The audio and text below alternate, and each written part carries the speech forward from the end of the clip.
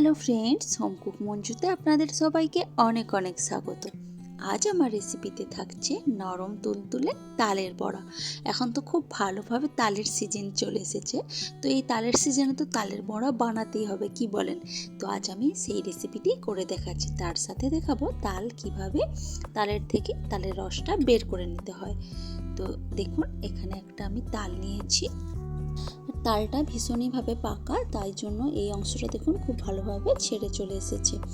আর এখন তালটা দেখুন একদম কালো, কিন্তু এই কালো তালগুলো কিন্তু ভীষণভাবে মিষ্টি হয়। যেগুলো একটু লালচে কালার হয় সেগুলো কিন্তু অনেক সময় তেতো ভাব থাকে সেই তালগুলোর মধ্যে। তো দেখবেন কেনার সময় এই কালো তালগুলোই যেন আপনারা কিনে নিয়ে আসেন। তো দেখুন এইভাবে হাত দিয়ে একটু টান দিতে কিন্তু এই কালো অংশটাও ছেড়ে চলে আসছে।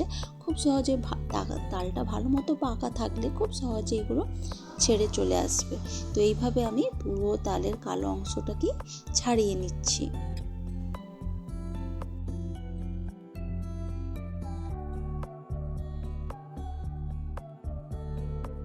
দেখুন তালের কালো অংশটা তো ছাড়িয়ে নিলাম। এখন আমি তালটাকে এরমভাবে একটু চাপ দিয়ে ভাগ করে নিচ্ছি। আর তালের সাইজটা যেহেতু একটু ছোট ছিল, এখানে কিন্তু দুটো তালের আটি বেরিয়েছে, না হলে সাধারণত তালে তিনটে করে আটি থাকে। তো যাই হোক, এই দুটো তালের আটিকে আমি এখন খুব ভালো করে এর ভেতর থেকে রসটা বের করব। তার জন্য সামান্য কিছুটা জল নিয়ে আমি এখন তালটাকে হাত দিয়ে একটু ভালো মতো করে চটকে নেব। তাহলে তালের রসটা বের করার সময় খুব সহজে তালের রসটা বেরিয়ে আসবে। তো দেখুন, অল্প সামান্য জল নিয়ে কিন্তু আমি এইভাবে তালটাকে একটু হাতের সাহায্যে একটু চটকে নিচ্ছি।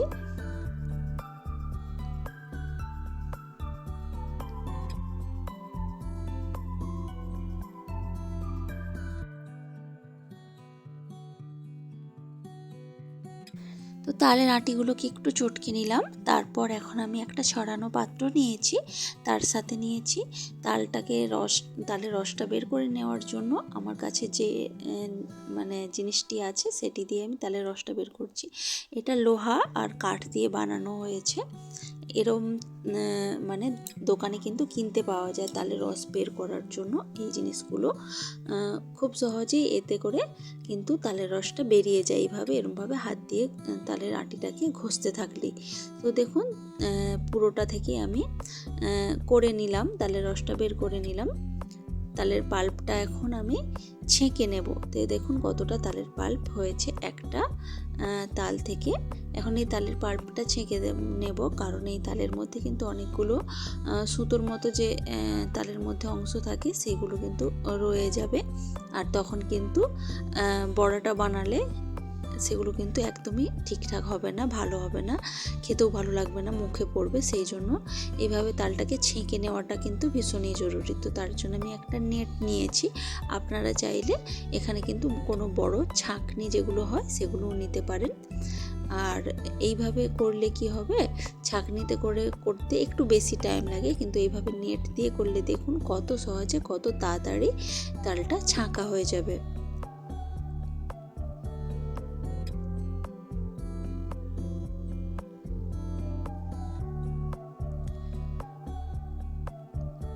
তো দেখুন তালটা কিন্তু ছাঁকা হয়ে গেছে একদম। কত তাড়াতাড়ি হয়ে গেল, কিন্তু ছাঁকনিতে করে করতে গেলে একটু বেশি টাইম লেগে যায়, এটাই। তো দেখুন, আপনাদেরকে দেখাবো এর ভেতরে আপনাদের কতটা তালের সুতোর যে অংশগুলো রয়ে গেছে। তো দেখুন, এগুলো কিন্তু বের করে ফেলে দেওয়াটা ভীষণই জরুরি তালের পাল্প থেকে। তো তালের পাল্প তো আমার বেরিয়ে গেছে। এখন আমি তালের বড়া বানানোর জন্য বাকি অংশটুকু যেটা করে নেব সেটা। এখানে দেখুন এক বাটি মতো আমি সুজি নিয়েছি, একটা আমি বাটির মাপ নিয়েছি, একটা পাত্রে আমি এক বাটির মতো সুজি আর সেই পরিমাণ চিনিও নিয়েছি। এখন আমি দেব এখানে ঈষৎ উষ্ণ গরম জল, অল্প সামান্য ঈষৎ উষ্ণ গরম জল আমি ব্যবহার করেছি। এখন এই সুজি আর চিনিটাকে ভিজিয়ে রাখবো 15 থেকে 20 মিনিট মতো। এতে করে চিনিটাও যেমন গলে যাবে আর সুজিটাও ভিজে যাবে, ভিজে ফুলে উঠবে। এতে করে বড়াগুলো যেমন বাইরে থেকে ক্রিস্পি হবে, ভেতর থেকে একদমই নরম তুলতুলে হবে। তো দেখুন, আমি চিনি আর সুজিটাকে এই উষ্ণ গরম জলের মধ্যে খুব ভালোভাবে মিশিয়ে নিলাম। এখন এটাকে ঢাকা দিয়ে রাখবো 15 থেকে 20 মিনিটের জন্য। তো 15 থেকে 20 মিনিট মতো পর আমি ঢাকা খুলে দিয়েছি। এখন দেখুন ভিজে গেছে, কিন্তু চিনিটাও কিন্তু গলে গেছে খুব ভালোভাবে। এখন আমি এর সাথে যেগুলো মেশাবো সেগুলো হচ্ছে, যতটা পরিমাণ সুজি নিয়েছিলাম ততটা পরিমাণ আমি নিয়েছি আটা, সেই পরিমাণ আটা নিয়েছি এবং একই পরিমাণে আমি নেব ময়দা। এখানে পুরোটাই ময়দা দিয়ে করা যেতে পারে, আটাটা না দিয়ে। এখন আমি দিলাম সামান্য পরিমাণে নুন, আর এখন দিয়ে দেব তালের যে রসটা আমি বের করিয়েছিলাম বা তালের পাল্প, সেটা পরিমাণ মতো দিয়ে দিচ্ছি।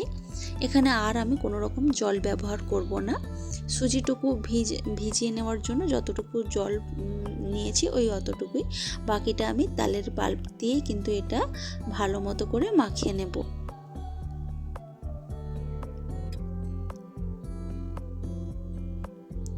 তো দেখুন সব কিছু একসাথে খুব ভালোভাবে মিশিয়ে দিচ্ছি।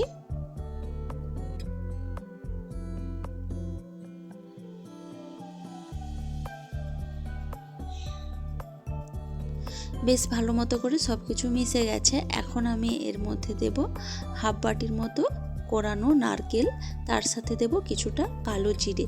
নারকেল দিলে তালের বড়ার স্বাদ কিন্তু অনেক গুণ বেড়ে যায়। তার সাথে কালো জিরেটা দিয়েছি, এটা যখন খাওয়ার সময় মুখে পড়বে কালো জিরেটা, খেতে ভীষণই ভালো লাগবে তালের বড়াগুলো।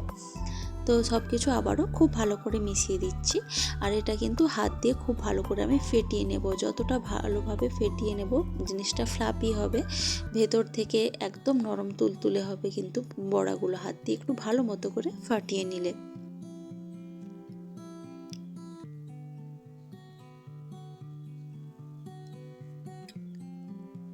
তো বেশ কিছুক্ষণ ধরে আমি কিন্তু এটাকে হাত দিয়ে খুব ভালো মতো করে ফাটিয়ে নিয়েছি। এখন তালের বড়াগুলো আমি ভাজবো। তার জন্য আমি তেলটাকে গরম করেছি। তেলটা ভালো মতো গরম হয়ে যাওয়ার পর আমি গ্যাসের আঁচটা মিডিয়ামে রেখে বড়াগুলো ছাড়ছি। কারণ গ্যাসের আঁচ যদি প্রথমেই বাড়িয়ে দেওয়া যায়, বাড়িয়ে তারপরে বড়াগুলো ছাড়া হয়, সেখানে কিন্তু বাইরে থেকে সুন্দর কালার চলে আসবে, কিন্তু ভেতরে অনেক সময় কাঁচা রয়ে যেতে পারে। সেই জন্য গ্যাসের আঁচটা মিডিয়ামে রেখে কিন্তু এই বড়াগুলো ভেজে নিতে হবে। তো এক এক করে আমি অনেকগুলো বড়াই কিন্তু তেলের উপর ছেড়ে দিয়েছি। এখন আমি খুন্তির সাহায্যে একটু নাড়াচাড়া করে নিচ্ছি, যাতে করে সব দিক থেকে খুব ভালোভাবে কালার চলে আসে বড়াগুলোর মধ্যে। তো এইভাবে আমি কিন্তু কন্টিনিউ এই বড়াগুলোকে নাড়াতে থাকবো, তাতে করে সব দিক থেকে সুন্দরভাবে সমানভাবে কালারগুলো ধরবে।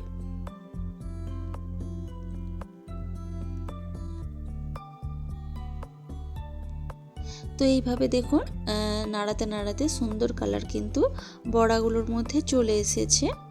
আর কিন্তু বেশি টাইম লাগবে না বড়াগুলো তেল থেকে আমার তুলে নিতে। তো দেখুন তেল থেকে আমি তুলেও নিচ্ছি বড়াগুলো। আর এর থেকে বেশি কালার করলে কিন্তু আবার বেশি শক্ত হয়ে যেতে পারে তালের বড়াগুলো, সেই জন্য তুলে নিলাম। আবার ঠান্ডা হয়ে যাওয়ার পর দেখবেন তালের বড়াগুলোর মধ্যে আরও সুন্দর একটা গাঢ় রং চলে এসেছে। তো দেখুন একইভাবে আবারও আমি তেলের উপর ছোট ছোট করে বড়াগুলো ছেড়ে দিচ্ছি। আর ছোট ছোট করেই চেষ্টা করবেন ছেড়ে দেওয়ার, কারণ যেহেতু খুব ভালোভাবে এটা ফ্যাটানো হয়েছে, এটা কিন্তু তেলের মধ্যে দেওয়ার কিছুক্ষণের মধ্যেই বড়াগুলো খুব সুন্দরভাবে ফুলে উঠবে। আর প্রথমে যদি আপনারা বড় দিয়ে ফেলেন তখন ফুলে ওঠার পর আরও বেশি বড় হয়ে যাবে, কিন্তু এগুলো সেই জন্য একটু ছোট ছোট করে দিলেই ভালো হয়।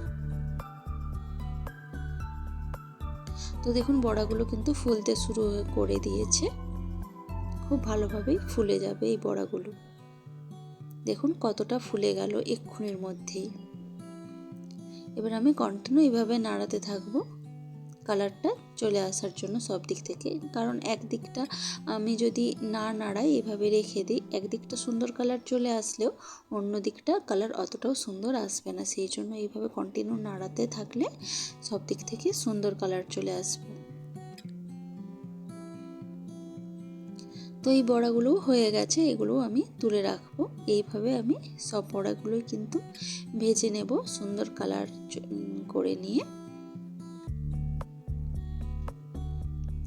তো দেখুন দেখতে কিন্তু দারুণ হয়েছে, আর খেতেও কিন্তু অসাধারণ হয় এই তালের বড়াটা। আর দেখুন একটু ঠান্ডা হয়ে যাওয়ার পর আরও সুন্দর একটা কালার চলে এসেছে। তো রেসিপিটি কিন্তু আমি খুব সহজেই বানিয়েছি এবং খেতেও কিন্তু দারুণ হয়। তো আপনাদের এই রেসিপিটি কেমন লাগলো সেটা কিন্তু অবশ্যই আমাকে কমেন্ট করে জানাবেন। ভালো লাগলে লাইক কমেন্ট শেয়ার করবেন এবং চ্যানেলটি সাবস্ক্রাইব করে প্লিজ আমার পাশে থাকবেন। তো আজকের ভিডিওটা এ পর্যন্তই থাক। দেখা হচ্ছে অন্য কোনো দিন অন্য কোনো ভিডিওতে অন্য কোনো রেসিপির সাথে। তো আজকের মতো টাটা বাই বাই।